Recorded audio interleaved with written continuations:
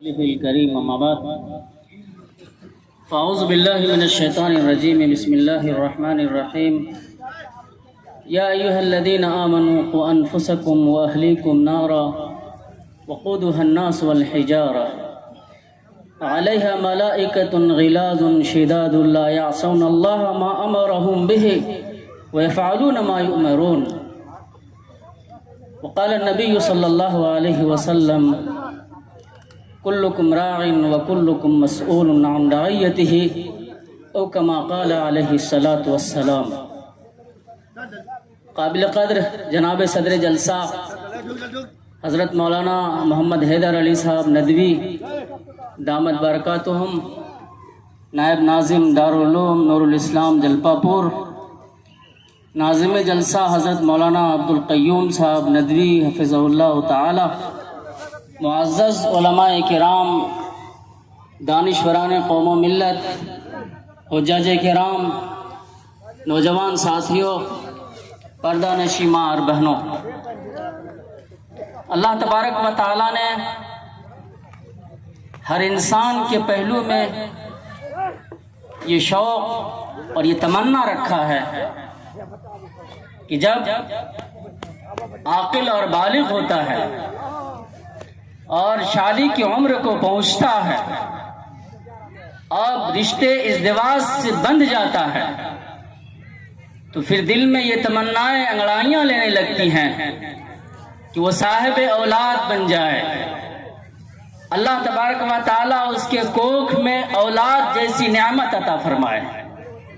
چاہے وہ اولاد لڑکا کی شکل میں ہو یا لڑکی کی شکل میں ہو،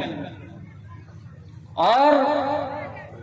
یہ اولاد عطا کر کے اللہ تبارک و تعالی اولاد کی شکل میں دنیا کی ایک بیش بہا قیمت عطا فرماتا ہے،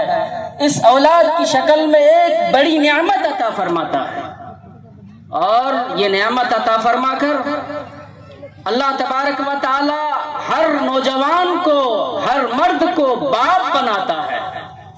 اولاد سے پہلے وہ باپ نہیں ہوتا ہے، اولاد ہو جانے کے بعد وہ حقیقی باپ بن جاتا ہے، اولاد ہو جانے کے بعد وہ خاتون حقیقی ماں بن جاتی ہے۔ اب ایک عظیم اللہ تعالیٰ جو مقام اور مرتبہ عطا کرتا ہے، باپ کا مقام اور ماں کا مقام، اللہ کی طرف سے جو اتنا بڑا مقام ملتا ہے، اتنی بڑی عزت ملتی ہے، اس مقام کا تقاضا ہے اور اس مقام کی ذمہ داری ہے اور اس مقام کا یہ فریضہ ہے کہ اللہ تبارک و تعالیٰ نے اولاد کی شکل میں جو نعمت عطا فرما کر آنکھوں کا ٹھنڈک، دل کا سکون اور مستقبل کے آرزو کا مرکز بنایا ہے، ایک بڑی ذمہ داری ہے کہ سب سے پہلے آپ اپنے کو ٹھیک کر لیں، اپنے کو پاک بنا لیں، دیندار بنا لیں، اللہ سے رشتہ کو مضبوط کر لیں، اللہ کی رسی کو مضبوطی کے ساتھ تھام لیں، اس دین پر جم جائیں، اللہ کے نظام کو، اللہ کے قانون کو، اللہ کی شریعت کو، اللہ کے اس دین کو اپنے دانتوں تلے دبا لیں۔ یا ایھا الذین آمنوا قوا انفسکم، اے ایمان والو اپنے آپ کو جہنم کی آگ سے بچاؤ۔ جب اللہ سے رشتہ مضبوط ہوگا، اللہ کی شریعت سے تعلق ہوگا، اللہ کے دین پر ہمارا عمل ہوگا، تو جہنم کی آگ سے ہم بچ سکیں گے، ورنہ کوئی دوسرا راستہ نہیں ہے۔ وَأَهْلِكُمْ نَارًا، اور اپنے اہل و عیال کو، اپنی اولاد کو جہنم کے آگ سے بچاؤ۔ یہ اللہ تعالیٰ کی طرف سے بڑی اور پہلی ذمہ داری ہے کہ پہلے جہنم سے بچنے کا سامان فراہم کیجئے اور اپنی اولاد کو نیک بنائیے، دیندار بنائیے۔ جب بچہ گود میں آ جائے، جس کو آپ اپنی اولاد کہتے ہیں، اس اولاد کے گود میں آنے سے پہلے ہی ہر مرد اور عورت کی ذمہ داری بنتی ہے، اور اللہ کے رسول صلی اللہ علیہ وسلم نے باپ بننے سے پہلے باپ بننے کا طریقہ بتایا ہے کہ جب میاں بیوی کے ازدواجی رشتے قائم ہوں تو وہ ایک مومن کا تقاضا یہ ہے کہ وہ اس دعا کے ساتھ میاں اور بیوی اپنے رشتے کو قائم کرے، اپنے تعلق کو قائم کرے کہ اے پروردگار عالم اللہم جنبنا الشیطان وجنب الشیطان ما رزقتنا، کہ اللہ ہماری بھی شیطان سے حفاظت فرما، اور جو اولاد تو ہمیں عطا کرے گا اس کی بھی شیطان سے حفاظت فرما۔ جب ایک مومن وہیں سے اولاد کی تیاری کرتا ہے، اللہ تبارک و تعالی مادر رحم میں استقرار سے پہلے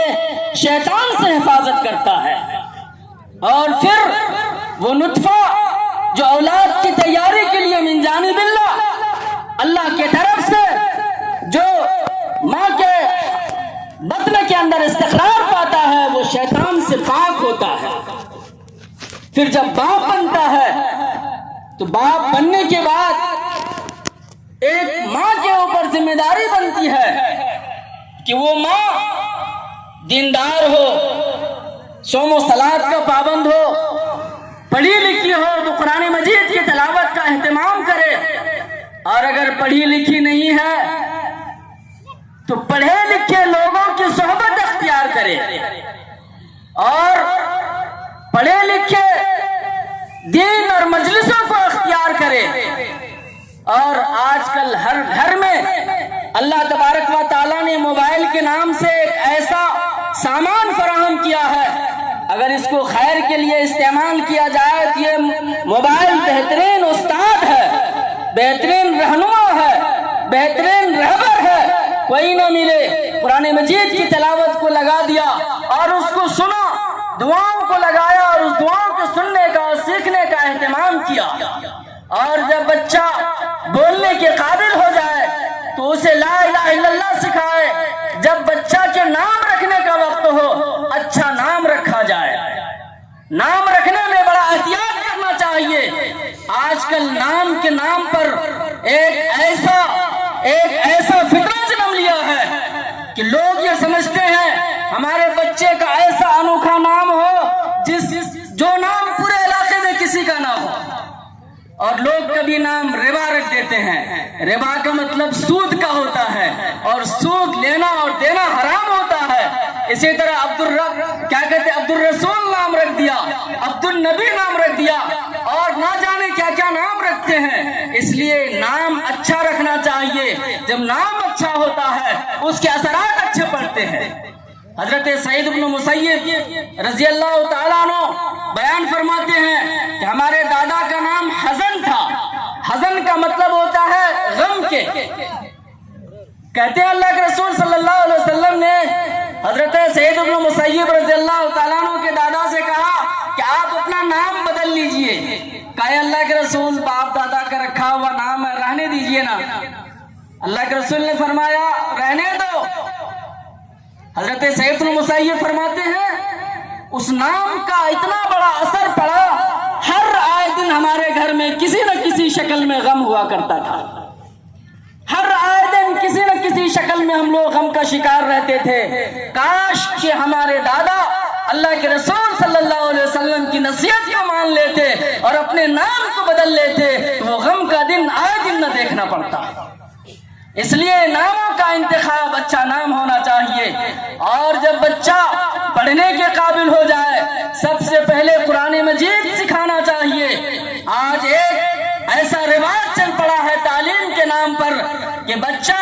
آج 16 سال کا، 18 سال کا اور 25 سال کا ہو گیا اور اسے ایک دعا یاد نہیں ہے، درود شریف یاد نہیں ہے، ٹھیک سے بسم اللہ پڑھنا یاد نہیں ہے۔ فکر اس بات کی ہے اچھی انگریزی بولنا آ جائے تاکہ اسے اچھا ایجوکیشن حاصل کرنے والا کہا جائے اور اسے ایک اچھا پڑھا لکھا انسان کہا جائے، اور نتیجہ یہ ہوتا ہے وہ بچہ انگلش کے راہ میں